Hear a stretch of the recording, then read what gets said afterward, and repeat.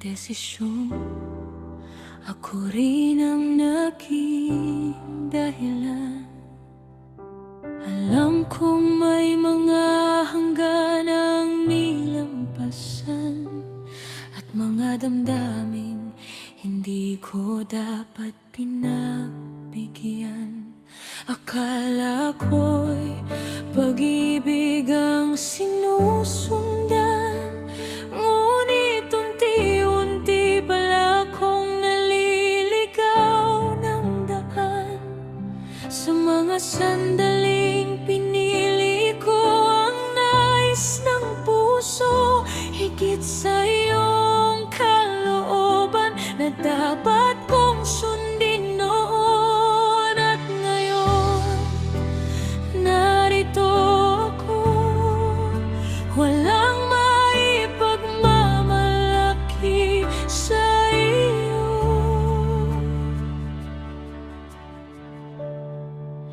Patawad, Panginoon, sa mga pagkukulang ko, sa mga pagkakataong sarili ko ang sinunod ko. Patawad kung may pusong nasaktan sa aking pagkakamali.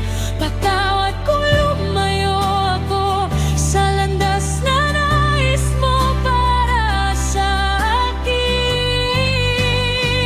Ngunit naniniwala akong may biyaya ka pa rin, ng mali ay maaari pang ituwid at ayusin.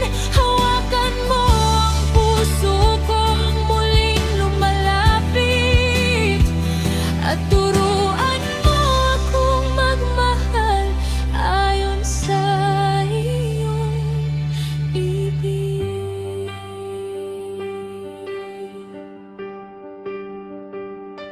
Hindi ko na mababago ang mga kahapon, ang mga luha at sugat na iniwan ng panahon.